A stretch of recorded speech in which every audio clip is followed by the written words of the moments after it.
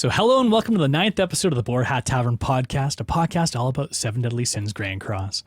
I'm your host, Daz, and I'm joined today by the co-hosts of the podcast, Sandyy and Novage, and we've got a very special guest today, Kirito.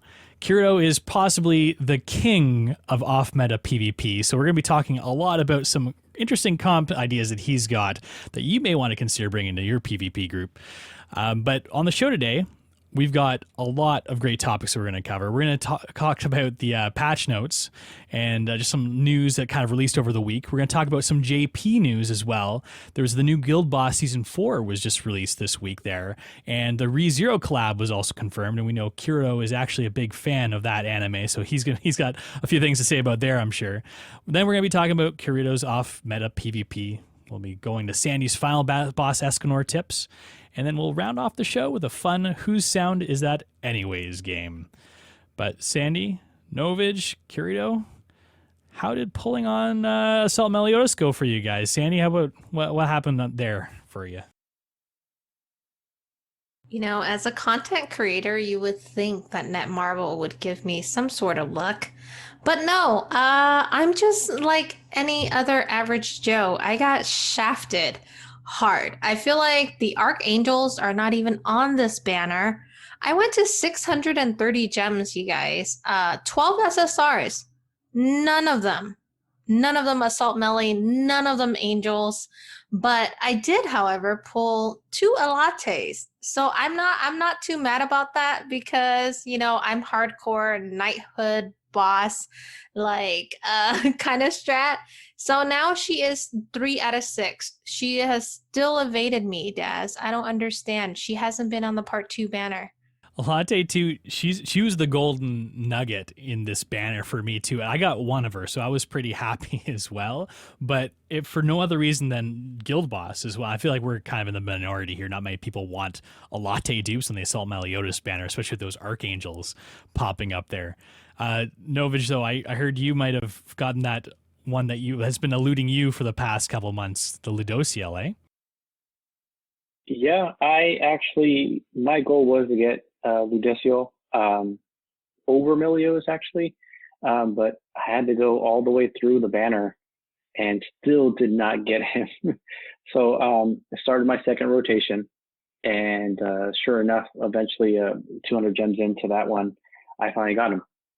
So thank God, he's 1 out of 6, not the best, but at least now he's on my box and I can start building him. Did you do a happy dance when you finally got him? Imagine the celebration was Hey, unreal. you know, it was one of those, you know, I'm sure everyone has those pulls where you are just, this is it. This is the last of my gems. You know, I need to get this unit. And that's what I was doing. And sure enough, I let it play through the full animation because, you know, the Lost Vein animation showed up. So I knew I was getting 1 SSR. And I waited for the coin to get up. And then sure enough, he popped up and I was like, thank God, you know, finally. So yeah, I'm out of gems. I actually, you know, right before this podcast, I'm like 7 gems. That's what I have to whatever next banner is coming our way. Worth every penny, right? How about you, Kirito? Welcome to the show, bud. Hey guys. Nice to be here. Yeah, I also pulled on this banner. Wasn't really looking for anything. I just pulled on it just because. I got 1 Subwell Melee and a bunch of other stuff that you don't need as usual. It's pretty much par for the course, it feels. Yeah, I pulled on it, the banner too. I got Assault Meliodas and guaranteed at 900. I just did just a little bit over 1 rotation, probably about the same amount as Novage did.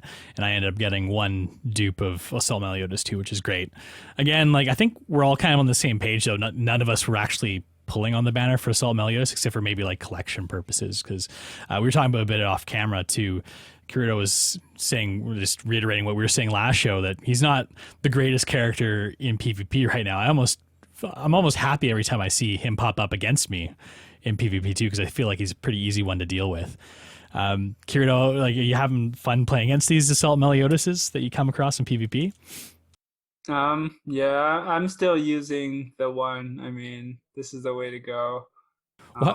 Why does everyone feel so ashamed for using the 1? Everyone's like, yeah, I'm using the 1. You know, he's a good unit. You shouldn't be ashamed to use him. Well, I mean, he's just too good, too good. Like I actually strongly felt like they should have actually released Assault Mode Meliodas back when they first announced it, because had they done it this way, it would have been a bit more balanced. It's just like how we received Valenti before Demon Meliodas, and that actually helped the balance quite a bit.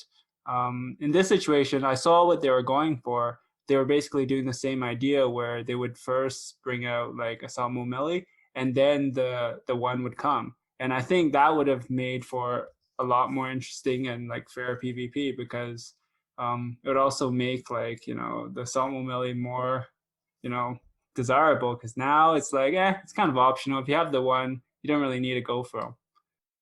Yeah, well, I guess we got no one to blame except for ourselves for that one. The community came up and was like, nope. And now we've got them now instead of before. But hey, what can you do?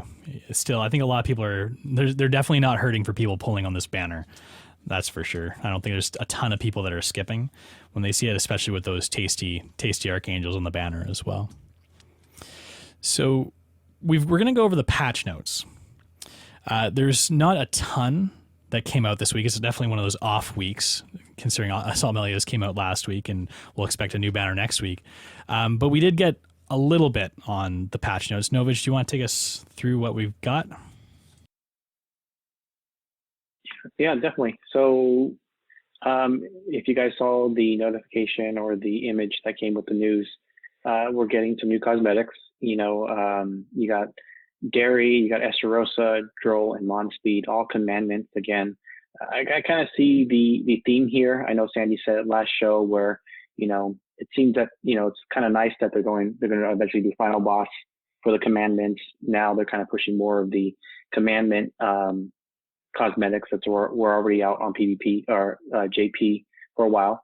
And some people, in a sense, may have not picked up the cosmetics for these individuals back when they had those specials, and now you have a second chance to get some newer cosmetics. I know for myself, I was early on and picked up cosmetics for like Merlin or Gother, and as the new ones come out, I kind of just don't have a need for them because I'm already full on my cosmetics. But if you're really a whale and you go beyond because you just want to change your image of your character, then that could be your cup of tea. But it is kind of nice to change the character's looks, but for me personally, I kind of just, some of the characters I'm already set on my 5 out of 5 cosmetics. What do you think, Dad? Well, I actually have a question for Kirito, because we've got cosmetics for a lot of these characters, like a bunch of new ones coming in. There's already a lot of people that might have, say, 5, like weapon cosmetics for Dairy. Like, is it really worth going for that extra one to like adjust your sub stats like a little bit? Like, how much of a difference does that actually make? You're like the local PvP expert here, Kirito, so I feel like you might be able to weigh in on this. Like, if someone's got like, max cosmetics, do you still go for those extra pieces because the sub stats might be a little bit more optimal for like the extra 1% resistance or whatever happens to be? In my opinion, if you're serious, you would do it, but not for resistance. You would do it for other stuff, like maybe like critical damage, because I know that a while ago they released like more than 5 pieces of costume for, I think, Lost Vein and Goddess Liz, and those costumes had better stats in the weapons when most people already had all of theirs max. I think most people still went for those anyways, because for Lost Vein, you really needed the extra crit and crit damage and all of that. But as far as like, just if you're just like a regular player, I wouldn't worry about it. Like, it's a nice bonus on top, but not necessary. Not necessary to min max, yeah. Especially if you've like actually maxed out the cosmetic upgrades, and I feel like you've got that extra resources you've got to put into it, as well as the money or gems you're spending on it. And I think one of our guildmates was complaining before too about how expensive cosmetics can be, because if you're buying them for gems, a full cosmetic set's 90 gems for UR, right? Like, you're talking potentially 270 plus gems just to max out cosmetics for a character, and that's not an easy pill to swallow, especially if you're in the free to play realm. So people are obviously going to be spending their gems prudently, and I don't think it's necessary for these extra ones. But hey, if you like Derry Harry in a furry cat costume, go nuts, right? So we also had this other piece of news that came out, and actually I think it was Seaton that might have pointed it out in a video. The Lucky Box event, you might have noticed, disappeared very quickly. They ran out of rewards within like 3 or 4 days of the actual event starting. And apparently the word on the street is that there was a group of people out there re-rolling accounts, trying to get those high level gems, creating a script to do it really quickly, right? So we had these, quote unquote hackers, if you want to call them that, doing that, and then trying to sell the accounts if they got a large gem bonus. And a lot of people are saying that being the reason that we ran out really quickly. Netmarble turned around and put out an official forum post saying, you know what, we actually had like the expected amount of rewards disappearing per day. We looked into it and everything's fine. I don't know. It does seem a little suspicious. Do you think this was like poorly handled on Netmarble's part, Sandy? I don't know. What do you think? I think they kind of just shoved it under the rug and just gave us some generic answer without. I mean, I would expect like something in our inbox, like a free assault melee. Like, come on, Netmarble. Like, what are you doing? Yeah, I honestly, Daz, I don't think that they handled it very well. They just kind of, Do they ever handle anything really well though? It seems like they've got a bit of a PR problem, and maybe not a problem, but they don't really put as much time and effort into it as they probably should. They don't care, apparently. Yeah, I don't know. Well, Kirito, my opinion. What do you think, Kirito? Do you think they should have done anything different here, or do you think it's just a non-issue that people are trying to make into one? Well, I actually have a different opinion on this because I feel like you guys have already jumped to the conclusion that they're sweeping this under the rug, because knowing that this is a gacha game and it's a probability to win those, what if like they were actually just won by actual players? That's true. And like I was trying to say off the top too, like this is just kind of hearsay. And a lot of people like to jump on it too, right? Like, if enough people say one thing, you might believe it's truth. And maybe it is. Maybe it's not. I don't know what the sources necessarily were here. Maybe, Seaton or whoever dug it up for him kind of came across this group of people that might have been an insignificant amount of people, right? It might only have been like a few people, maybe swiping a few hundred gems here and there, but considering how many actual rewards they're giving out, maybe it just didn't actually make a difference. Maybe it's a good thing. Maybe it means that there's a lot of people playing the game, collecting those lucky boxes, right? I guess it's tough to say, but definitely a good point, Kirito.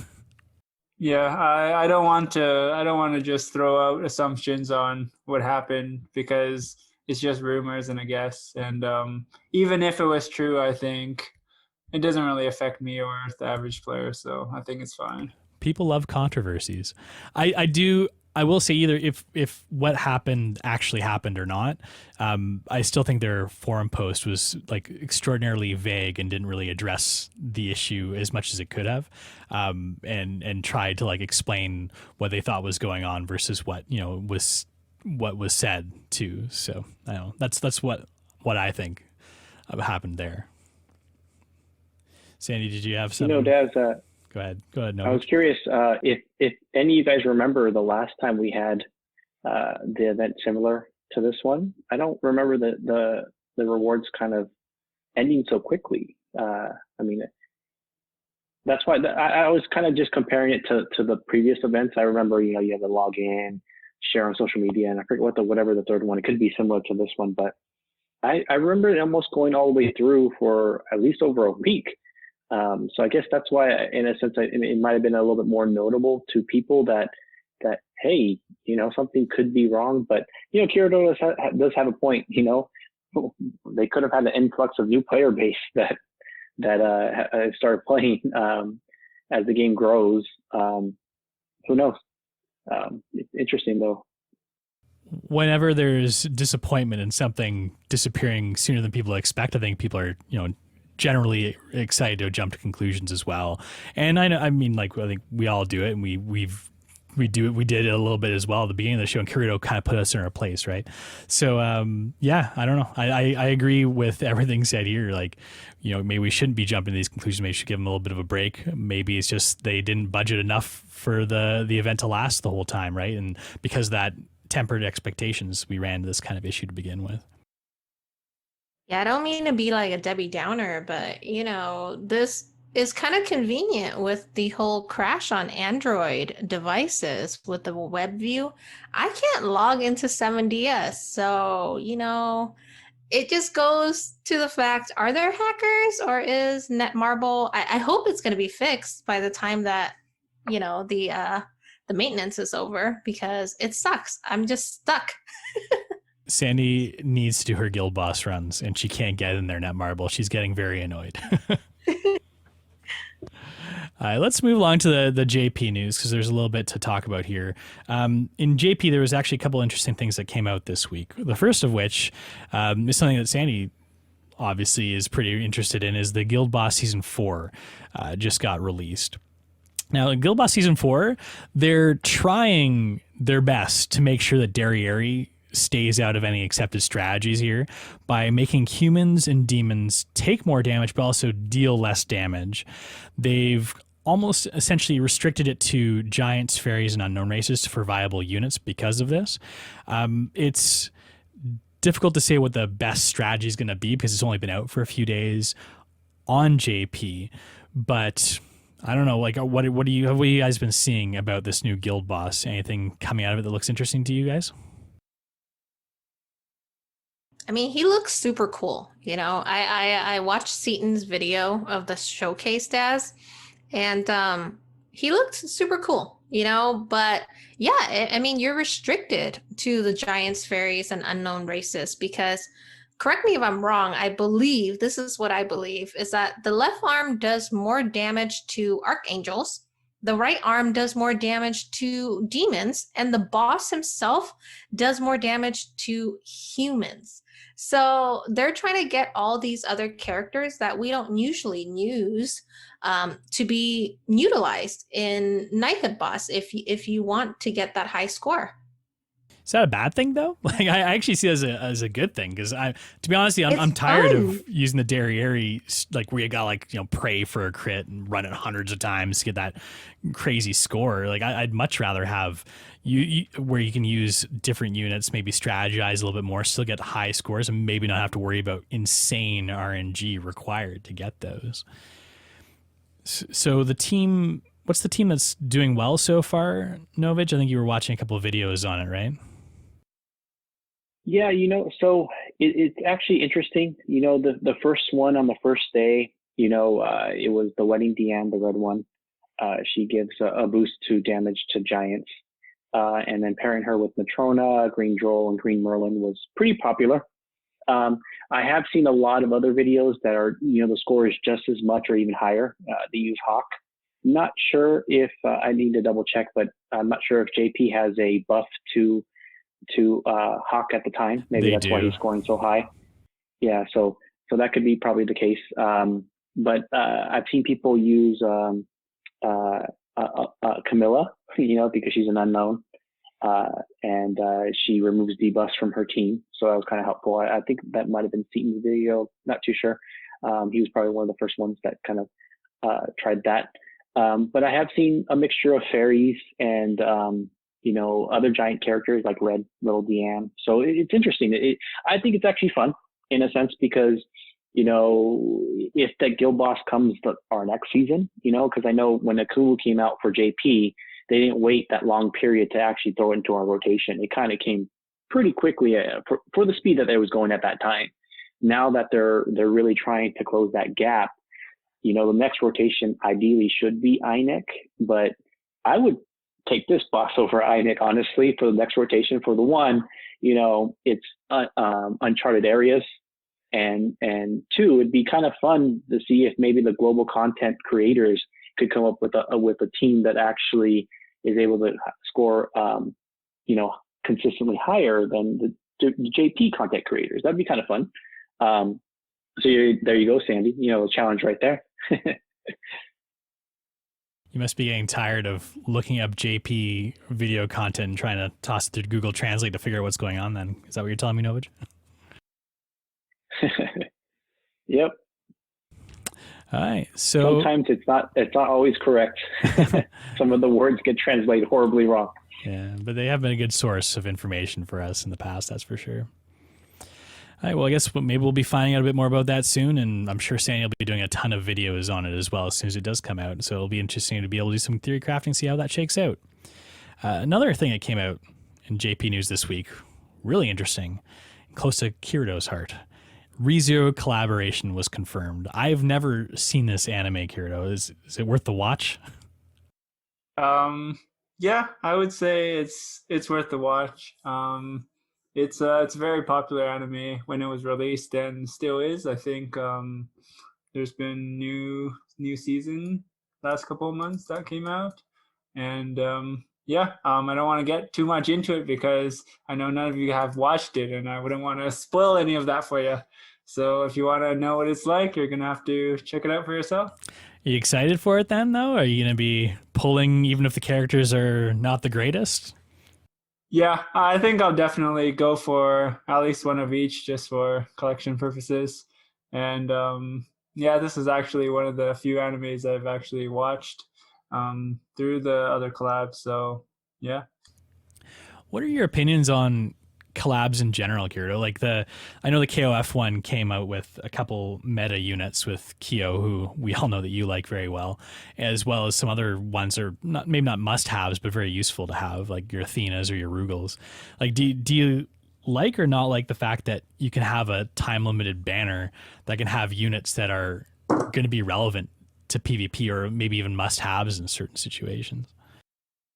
Yeah, for me, I personally think it's not great. I actually think that they should add these units to future banner pools because there was a good long period of time where Kyo was just unstoppable. It was just top meta, and if you didn't pull for him or you didn't know that he was good, well, that's too bad for you. You're not going to be able to use him.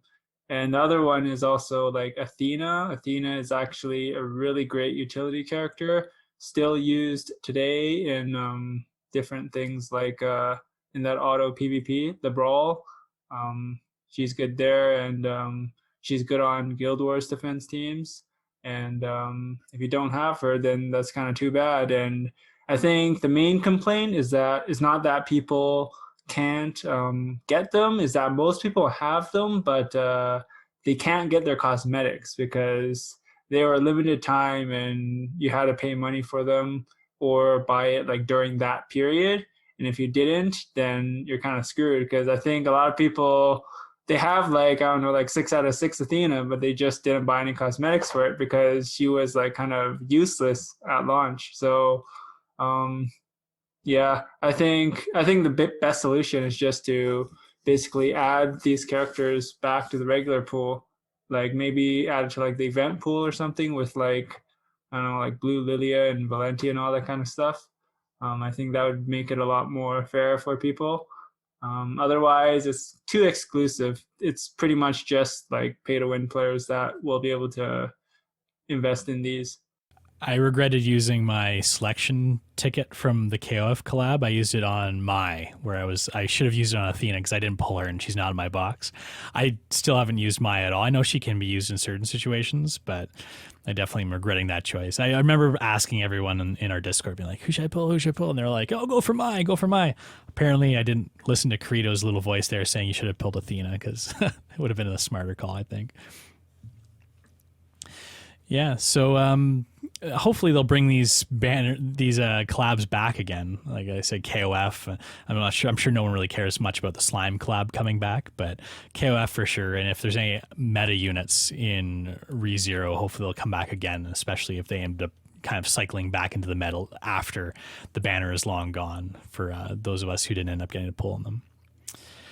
Hi. So, Kirito, that brings us into your special segment. One of the reasons we brought Kirito onto the show is because he's got a reputation in our guild for being very off meta with his PvP choices, and not in a bad way, in a really good way, in that his off meta teams are generally ones that not a lot of other people would come up with, and they do very well successfully. So we've been able to convince him to come on the show to share some of his nuggets with everybody else, because I'm sure many of you are sick of running the same comps over and over again, and maybe you're thirsty for those off-meta compositions. So Kirito, take it away. Tell us what you've got in store for us here. If we come against you in PvP, what can we expect to see?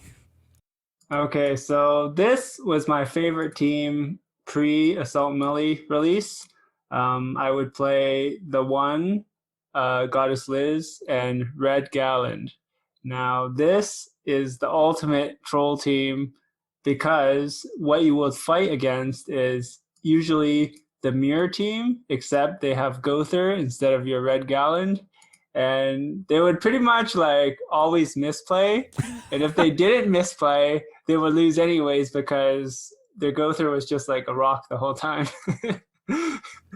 It's funny, you put Galland, like I was looking at the show notes and you put Galland in here. I was like, why is he putting Galland here? I totally forgot that the commandment petrifies anyone who uses rank ups. And I'm sure everybody else probably would too. And that's what you just said. Everyone misplays it. Is there any other use to Galland, or is he just there to like force the misplays and nullify the Gother? No, so I would actually consider this like an anti-meta team instead of like an off-meta team. The other reason why Red Galland is in there is because the other common team is the one Blue Droll and Gother. And now this will just completely destroy that because what they're going to do is they're going to rank up Escanor and then their Gother is petrified and then they're going to taunt to like stop you or whatever. But then what ends up happening is you can just remove their stance and then just like, just completely ignore his Droll and then completely lock out the Gother with just one character. And it's pretty much like easy win from there. It's just so hard to play against someone with a Red Galland when you're running either Blue Droll or like Green Gother. Yeah, I think there's definitely something to be said too for when you come across characters which you're not as familiar with. If you come across a character, you're like, okay, what does that person do? Like, everyone knows what the one has in his kit. Everyone knows what all the Gothers have in their kits, what Goddess Liz does, but people will be like, having to inspect the Red Galland or just kind of assuming they know, but you only got 15 seconds or whatever it is on your turn to make these decisions. I feel like those snap judgments aren't always going to be played the best if you don't have experience playing against those characters. So who's next on the list, Kirito? Okay, so the one, Red Galland and Liz. Who else do you have in your back pocket to tell everyone about? Okay, so this one is the one Gother and Oslo plus Hawk. I know that not a lot of people might have actually summoned for Oslo and Hawk, but he's actually a very, very good character. And it's another one of those situations where everyone's going to misplay against you. Let's be real here. Nobody has fought an Oslo and Hawk before. And in their first couple tries, they'll definitely misplay. And most people probably doesn't even know what he does. But essentially, how the team works is that you can kind of like rank up Oslo and then drain ult on the first turn. And you will automatically fully charge his ultimate for the next turn. And as soon as that ultimate goes off, they lose one of their units. And this is what causes massive confusion for people because not only do they only have 2 units left, but they can actually only play like 2 cards. So that really just like messes everything up and people just don't know what to do. And eventually you just overpower them because on this team, you also have the one. So once you remove something from their side, you can kind of just do whatever you want.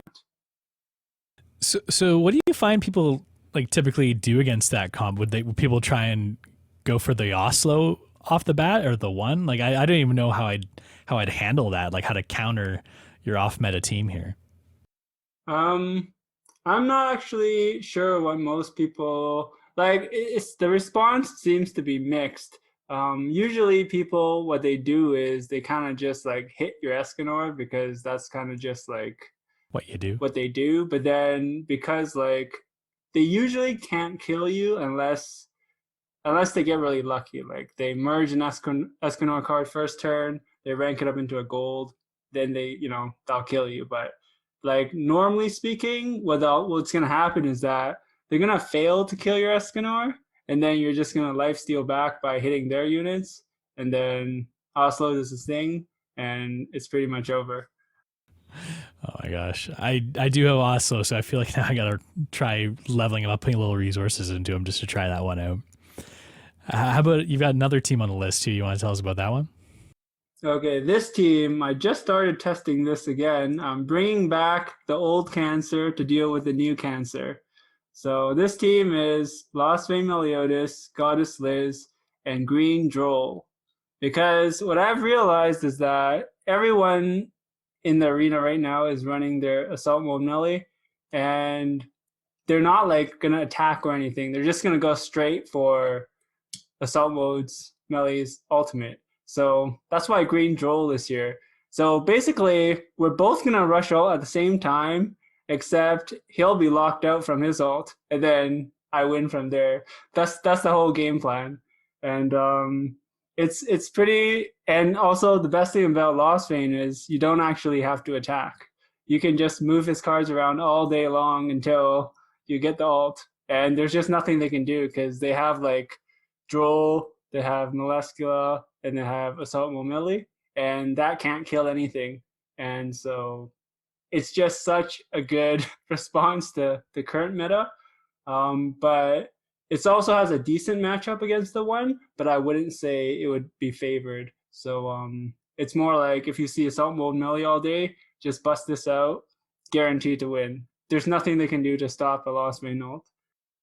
Well, if you did come across the one standard one comp against you with this kind of composition with the Lost Vein Melee, Green Droll, and Liz, like how would you go about tackling that matchup? Like you said, it's probably not necessarily even favored, right? What would your suggestions be there? Because I know there's a lot of Assault Melees out there, but there's still a lot of the ones kicking around too. So you're gonna have to deal with those occasionally, right? Yeah. So in this case, I would, against like real players, they would probably just kill your Lost Vein right away. So I would just rush ult on Droll because Droll can't die. They can't kill Droll. If you have a 6/6 Droll ult, you could actually almost kill everything. I'll take another like single target card to finish off. But usually if you see the one and it's a bot, then you just go for Lost Vein ult. You'll win anyways. But if it's against a real player, you might want to just sacrifice Lost Vein because it's not going to live. Who are you running in the backline for that one as another DPS option? Oh, you should definitely run Merlin. So you must have Merlin because it lets you go get like ult turn 1, and that's how you pretty much win. Because the Assault Mode Melee team has no ult control. They can't do anything. You just rush ult first turn and it's game over, like instantly. And so many games where I move 2 cards and they leave the game. So. Because they know it's about to happen. Yeah. Sandy's are one of these comps that you think might have something to it that you want to try out? Man, they all look fun. I've always been a Galland fan. When I started playing during the Slime collab, Blue Gallon, before the red one came out, he was one of the characters that I kept on pulling, and I 6/6'd him. So, he's the character that I have all cosmetics for, because when I started playing free to play, that was who I got. And I'm curious, the one with Red Gallon and Liz, like Kirito, can you fight me? Can we friendly after this? Yeah, sure. I mean, I'm always down for some PvP. Yeah. Can I ask the king though? So I know we were chatting about it before, but me and Ungeared myself, I've been running I run Lost Vein with Ludo association, so they can't, regardless, they can't petrify, stun me, any of that good stuff. And then taking it from, the champ here, I actually use Keo for those ignites. And I switch between Red Zeldris or Green Diane. and it's been working pretty well. And in the back, I have Godless, I know, but what do you think about that? Is that okay? I think against any team without the one, you'll win for sure. Okay. With a team like that, it's pretty much like mono red, so it's like the one is a thing, and that's like Kyo's worst nightmare is the one because he's just gonna kill you. You're just gonna get smacked in the face like turn one, and there's no more Kyo. But my green So, Dan is there to tank, Kirito. I don't know if that's gonna work because you can't hurt the one with anything. Diane's damage is not good. Lost Veins, like normal cards, don't do anything either, and they'll pretty much just kill your Diane and then kill the rest of your units. You're Okay, we you're fated definitely for a have to slow fight death. then. What do you think, Novage? Is there anything here that you'd like to try out, or maybe ask the king of PvP? You know, I definitely think these off meta or anti meta teams are kind of interesting. You're right. I don't run into these combos. You know, I can't remember when the last time I ran into a Gallon, let alone an Oslo. They do have that pack right now, right? That there's a chance for you to get an Oslo or a green Gother, or the third one is the wedding Diane. You know, so who knows? May see more of them out there. But I still enjoy playing with the blue dairy out there, taunting and, you know, removing buffs of characters. Kind of fun. In a sense, I see the pattern. Most people probably don't play against that particular dairy, so they may not be used to how she's, you know, they try to stun her. They try to, you know, don't realize that you throw up a buff. You know, even Goddess of Liz's ultimate can be removed by her just rank 1 attack. So it's been kind of fun, actually. Kind of gets me to PvP a little bit more, just so I could kind of try that team out a little bit more. But yeah, no, the Gallon team that Kirito was talking about is interesting. Bringing him back for all those Gothers out there in every meta. The new meta, you heard it here first. Now watch tomorrow. There's gonna be red Gallons all over the place. All right, so Sandy, let's move along to Final Boss Escanor. I know you wanted to give it some time to simmer before we chatted about it. So for any of those people who are having struggles on Final Boss Escanor, which I know are a lot of people, because this is definitely by far the hardest final boss anyone's come across. I know people said that before, but I think people are realizing it now. Do you have any suggestions, tips, advice for any of these people who are struggling? Yeah, for those who are struggling, and I kind of just threw together a team that I kind of saw that the 7DS community, it was not only, hey, I want to score high, it was kind of like, I need to beat this man. Like I can't even beat him. So the team that you know, there's so many variations, but the team that I was running with just to farm him and just to get past him was honestly the using not free to play friendly units, you know, units that you may have, which is the red bond, prisoner bond, you know, like just Daz before he shaved it all off. And he was there for ult control, you know? And then I used Blue Slater. So use a damage dealer basically with a high ult. And the reason why I chose Blue Slater is because he actually had 2 single target damage cards that usually for me would crit on Escanor and just take down that HP. And mind you, we're doing this on hard. I didn't UR most of my characters. Red Bond just borrowed Escanor's equipment, UR equipment. Blue Slater borrowed Meliodas' UR equipment, which was attack defense. And then my Red Merlin for her freeze, because she's there to just remove the buffs from Escanor, because if you let Escanor continue to stack up all of his buffs with, the HP increase, the defense increase, and the attack increases, he's just going to single shot your team with the AoE or just one shot each character until you just can't beat him. Then, of course, he goes into his invincibility mode for 2 turns, right? And in the back, I ran it with Red SR Liz, which her passive, of course, is she heals, I believe it is 10% after every turn. So that definitely helped with survivability. And that was the team I felt in the community. Yes, 75% of a lot of my viewers were like, thank you, Sandy, for this. The other, 25% were like, it's not free to play. But again, it's just do what you have, use the equipment, use your heroes that is just OP for your box, right? And then we go back, right, Daz? It's like, okay, you want to clear it, but I want to be top 5% so that I can get, my rewards. And using that strat, you're gonna want to use. I think this is your favorite team, right, Daz? Is using Mono, which is she's super helpful to reach the goal, right? She was basically made for this final boss. And I can just say that Netmarble as a business, I feel like each final boss that they're coming out with, they're also releasing a character that's specifically made for that unit. How do you feel about that, Daz? I don't know. I was okay with it because I had mono. Generally, I don't go for like the top 100. I just try and get top 5%, which I seem to be able to squeak out, usually even without these meta characters, to get the highest score possible. But she was really handy because, like you said, she was made for this boss, not only to score high, but just to like help get through it.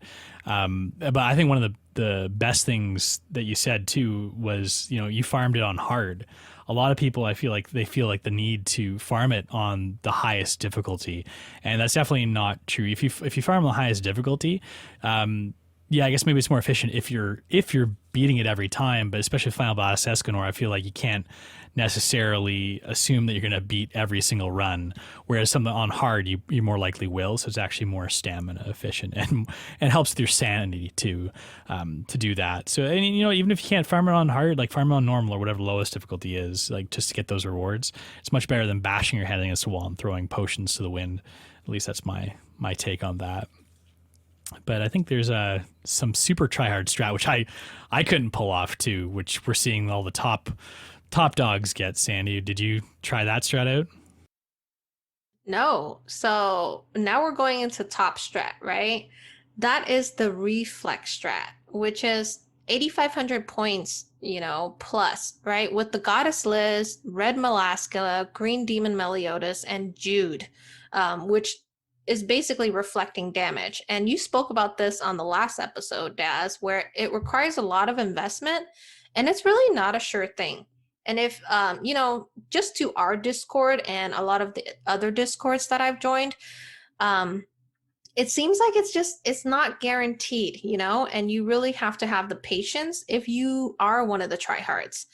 And like you said, the idea was you ult the first phase with melee. Second phase, you want Escanor to attack melee. And there's so much RNG. I won't even go into specific details, but Daz explained it well on the last episode. But you're basically wanting Jude's passive and, having green melee to be able to be one shot with the reflect damage. And going back, a lot of people want to auto farm this, and I haven't found a way to auto farm it with a free to play strat. But if you're more one of the OP players, if you have the resources, using Tarmiel paired with mono and a high damage dealer, if you have decent gear, it might be actually really successful in farming it on extreme and hard. Or if you just want to be like myself, I use the dairy strat, hey, let's bring a demon, into Final Boss Escanor and just hope that she just doesn't get one-shotted. And you use, Red Merlin and Gother. I used Red Gother with the Liz, and you basically Escanor will target the lowest HP and the lowest defense, and you're just aiming for that RNG going into the second phase with a gold freeze and a gold strike. And that's how you would be able to beat him. And that got me in the top 5%. A lot of other viewers who actually tried that strat actually got top 5%, which is pretty impressive, So there are a lot of variations that you could do. And there are so many content creators who are trying their hardest, honestly, just to put out these videos to help the community. So to each their own. I hope you find what you're looking for, and I just hope that we can get the rewards, because that's all I'm trying for. I think what a lot of people need to kind of think about too is with these final bosses, what your goals are. Are you just doing it to clear the shop? Are you doing it to get top 5%? Are you doing it to get top 10, top 100? Because a lot of these really try-hard strats, for example, too, like you might require a lot of investment, and in terms of return on your investment, it's probably pretty low. Like you get top 5%, you get all the rewards. You get above that, all you're getting is maybe like the little bronze medallion, which is great. And if you're looking for that as a personal achievement, that's great. But you gotta make sure you think about where you're spending your resources on. Like you're probably never going to use Green Demelios again, or maybe not, right? So it's just something to consider. Like even if you can't make top 5% too, top 5%, I think it only gives you like 5 purple stones and something else, but maybe a few SSR pendants. Like, is it necessarily even really worth it to invest a lot of gear on? So you might be using more than that just to to make a UR set for someone to try and get in the top 5%. In terms of what you're putting into it, make sure what you get out of it is what you're looking for, I think. So Kirito, do you try hard on these final bosses anymore, or are you just doing it to clear the shop, or what's your usual take on these things?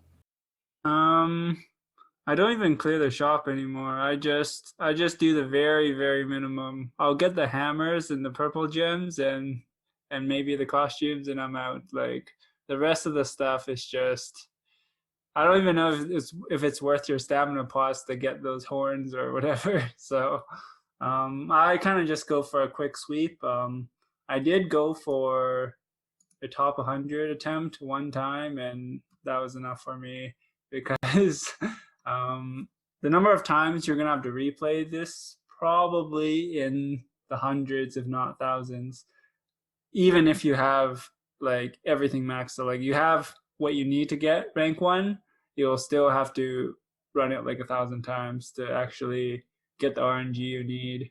And to do that, it's like Guild Boss, except more of a hassle because it takes longer. And yeah. But I would say for the average player, just clear the shop. For people that really want to score high, I would say do it at least once and get a crown, because you do get something to show for that not a lot of people have. Whether it's a bronze crown or a silver crown or gold crown. All right, moving along, we've got a featured comment that spurred a little bit of discussion in our last video. Sandy, do you want to take that comment and let us know what it said? Yeah, definitely. So in every episode, we actually want to feature a comment, and we find these comments wherever you guys leave them. Honestly, whether it's on our YouTube channel, our quote unquote really bad website, or I don't even know if you can leave comments on our website too. It's that bad. I know. If you find it, we are definitely going to feature that. 100%. But Apple Podcasts, Google Podcasts, or wherever you find us, we actually will feature one comment per episode moving forward. And this week, we're going to feature another comment from YouTube. It's actually from Patrick. And he spurred up this discussion, and this is what he said. He says, "What do you guys think about Netmarble changing the New Year's heroes, parentheses, on the Assault Meliodas banner to green Fraudrin, red Estarossa, blue Melascula," right? Netmarble said in the update on January 27th dev notes that they would keep festival banners the same or make them better if they can't keep them the same, but they really just didn't do either of those. What do you guys think? Controversial comment. When I first saw that, my initial thought was I didn't really consider the New Year's heroes that were missing on the banner. That was Green Demon Meliodas. I believe, I can't even remember who the other ones are, maybe Jericho and SSR Liz, or those three. So I looked at those and was like, I didn't really want any of those characters anyways, whereas Green Frowder, and I kind of wanted a couple more dupes of, surprisingly, Red Esteros and Blue Malaskia. Like, I thought they were more secondary characters on the banner.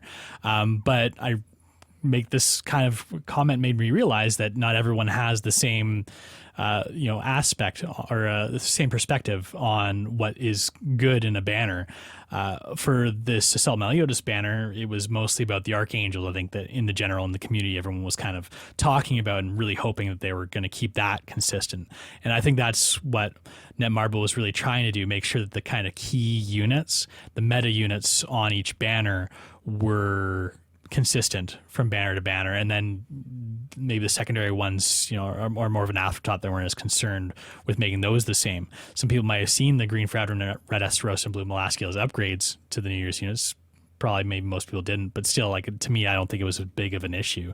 I don't know, Novage, did you really care about those units? What were your thoughts about this? Is Netmarble keeping up to their promises still with these changes?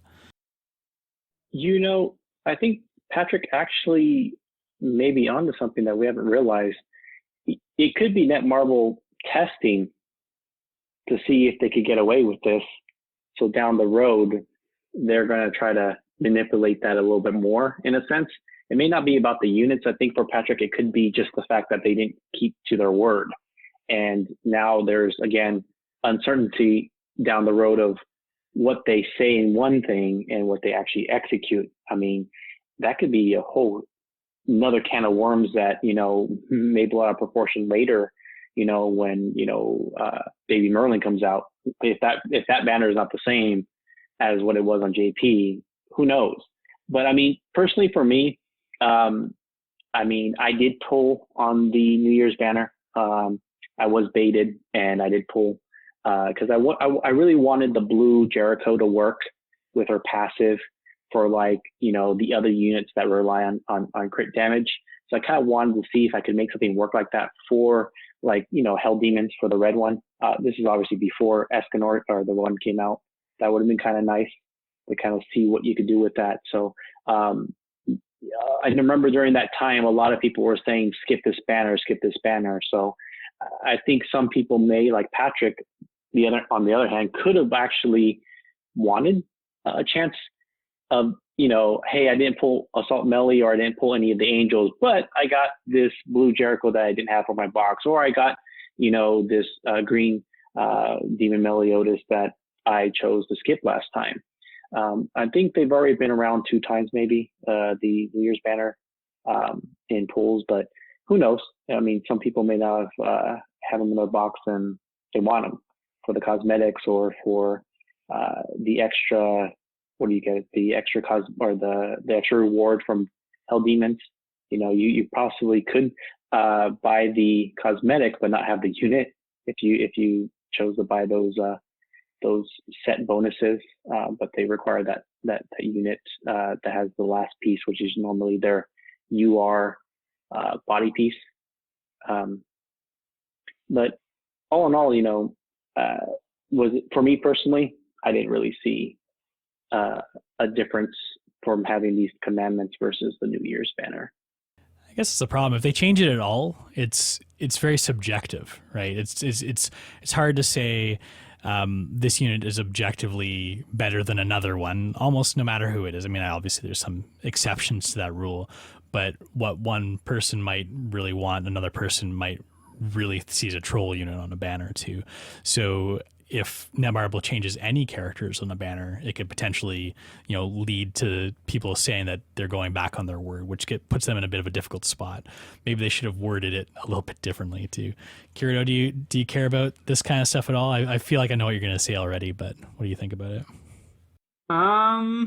Well, let's play devil's advocate here, and I'm Team Netmarble. Okay, all I would do is release a statement saying it's March. Okay, it's not the New Year's, so why would we have these New Year's units? Fair enough. Yeah, I think someone actually mentioned that in like one of the replies to the comments, being like, well, this banner was released on New Year's on JP, so they had the New Year's units in it. And who knows, like maybe it won't be too long before they do a return of the New Year's, like they do another New Year's banner as well, which they seem to be doing more with these kind of time limited units, bring them back every once in a while. Have they actually returned any like holiday units, like any of the Halloween units? Because I really wanted to get a Halloween Elaine, but yeah, it doesn't seem to be coming back. I don't think so. It's out of Green Gother. They brought it back a couple times, but yeah, I don't know about the other ones. Who knows? Well, hey, if you raise enough of a stink about it, maybe they will. Again, I guess it comes back to like what kind of characters people want. Like for Green Gother in particular, he was such a required character that he's the kind of one that if you missed out on, you really missed out on. So I can see why they brought him back, but I wouldn't be surprised. Maybe you have to wait till next Halloween, but hopefully not. So I think that's Kirito trying to stall because I know he really doesn't want to do the next segment which we're going to be doing, which is the game.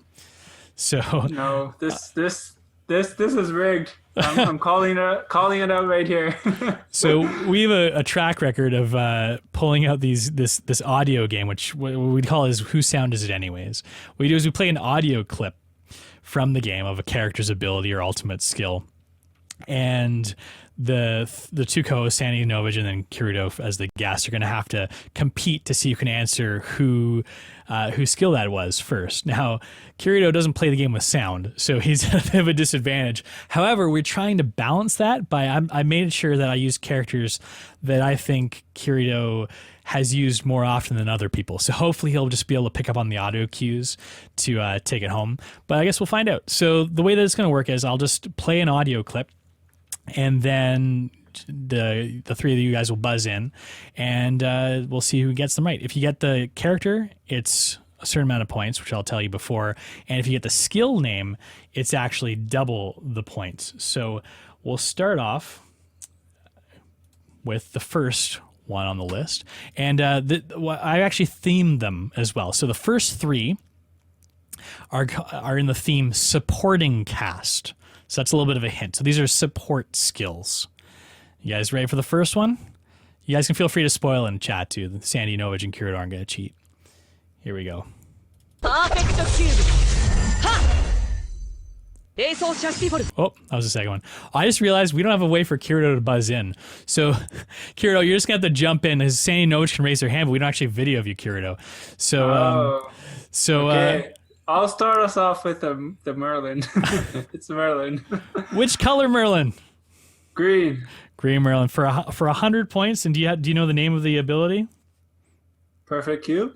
Perfect. So Kirito. Is that it? That is, bud. Oh, that was a wild guess. She actually said Perfect Cube in it too. Yeah. So You got it. that worked out well.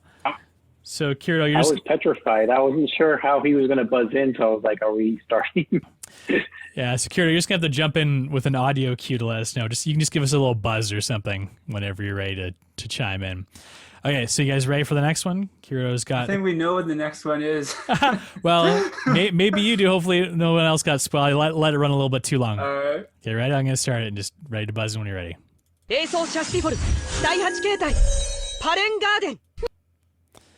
All right, Novage has his hand up first. I didn't hear Kirito come in, so Novage, what's the character's name for that one?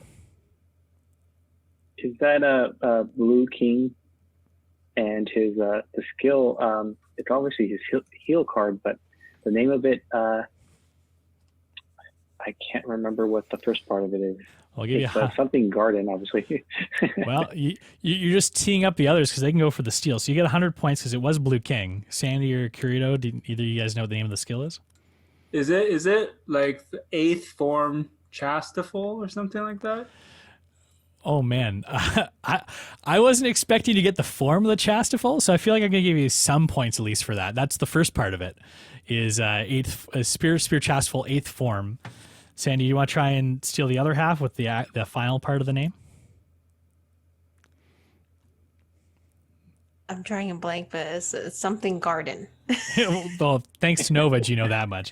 Yeah. Kira, we'll give you 50 points for that. It's Spirit Chasval 8th Form Pollen Garden. I was just looking for Pollen Pollen Garden. Garden, to be honest with you guys. Allergy season. Why didn't I get that? Kirito, you were worried, but you're actually in the lead now. 250 points to 0 for Sandyy and 100 for Novage.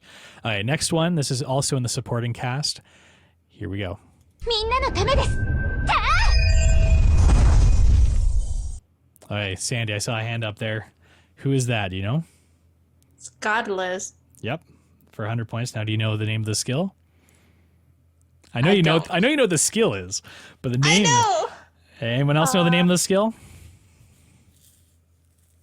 Blank.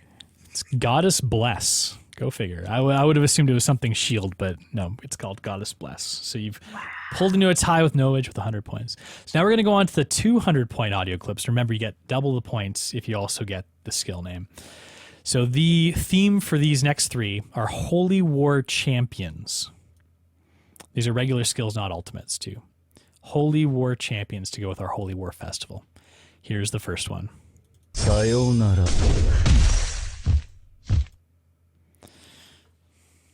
Anyone, you guys get that one? Is this Red Shin? No, it's not Red Shin. Holy War Champions is the hint, too. So that's probably makes it an angel or a demon, right? Okay, Sandy, who do you think? Good guess, though. Kira. I think it's Monspeed. Nope. Am I right? Nope. Can I go for a second guess? Sure, why not?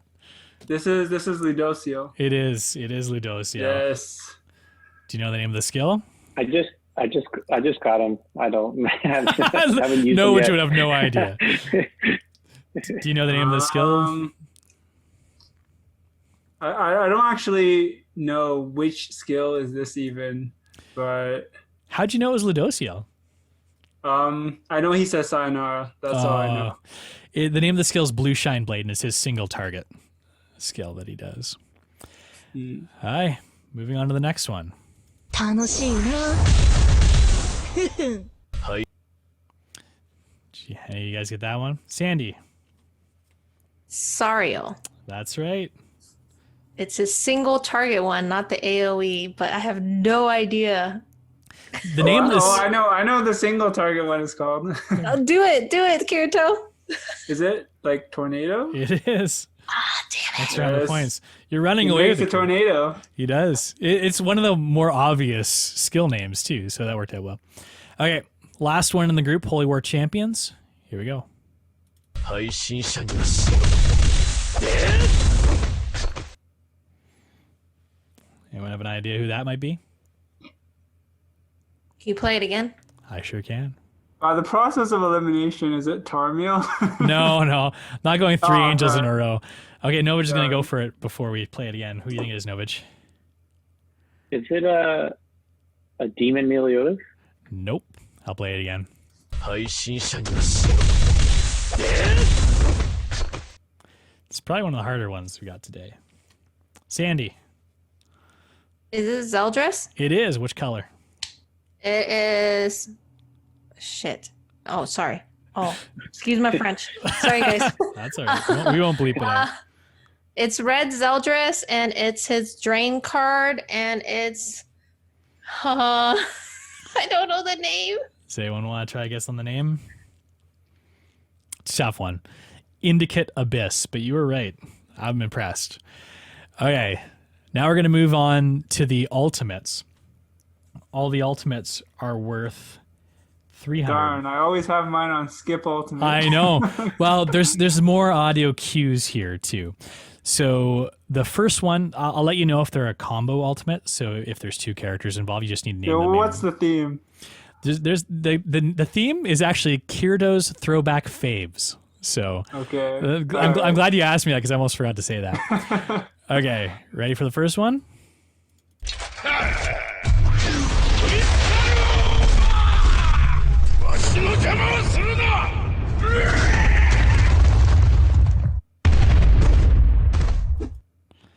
Okay, Kirito, I'm gonna use your Well, I have no idea, so you guys go ahead. Novage. You can go ahead, bud.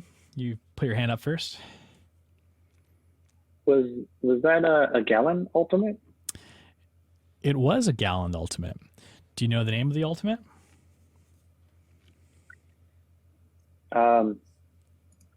He says it at the beginning as a little hint. Oh, yeah, I know the name. I know the name. I know. Can you play it I remember again? the name. I'm ready to steal it if he's not answered.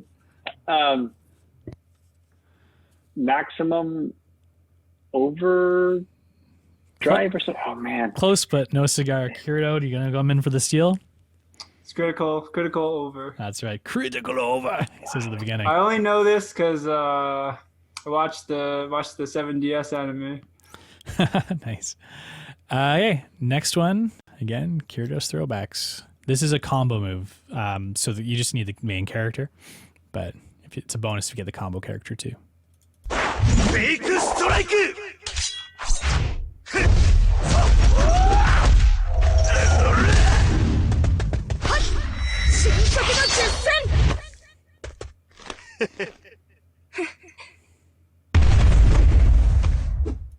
I had to play the whole thing, Sandy. I saw your hand go up like 3 seconds in.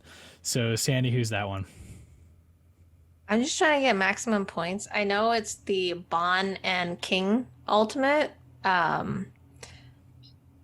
King, yeah, Bon. I don't know the name. Am I right? Okay, With the ultimate? I got to pull a little bit. So, which bonds are you talking about? Which group of bonds? I believe it's Blue Bon. Well, it's actually like, are we talking nunchuck or are we talking the non-nunchuck bonds? The brawler. Brawler. Bon? It's not Brawler Bond. And it's, Dang it, Kirito. it's not Blue King too. So I think we got to go to Novage here, Sandy. is it a nunchuck bond with the sub of Jericho? That's right. Yeah, you were. And the name I can't remember. It's been so long since I used a nunchuck bond. Is Kirito going to come in with the steal again for the name of the ability? I have no idea. I didn't even know it was a Bon ultimate. He says the name I at the was beginning way too. off. Yeah. Fake a strike. It's fake strike. Is the name of the ability. Yeah, but Is it Snatch or something? No? it's kind of like that though. But it's fake strike is what it's called. So Oh, okay, so we're going to the last one. Current scores. Doing some quick math. Kirito's got 500, 600, 700, 800, 850. Sandy's got 400. Novage has got 700. So this one's actually for all the marbles if someone gets it. Here we go. 小柄だからって見くびらないでよ。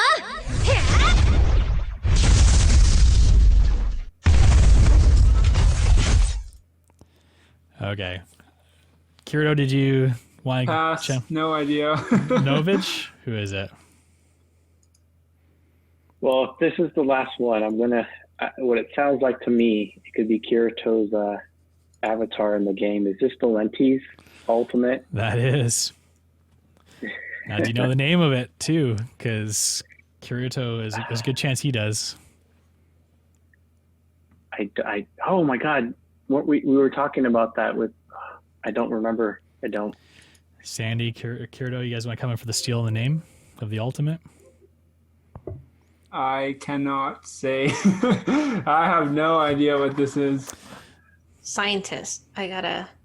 What is it? No, I got You're not going to guess it. It's I know. it's Maxwell's Goblin. So What? Maxwell's Goblin. I don't Where's know. the goblin? Who's Maxwell? I'm assuming it's referring to the scientist, but anyways, or Goblin maybe. I can't remember.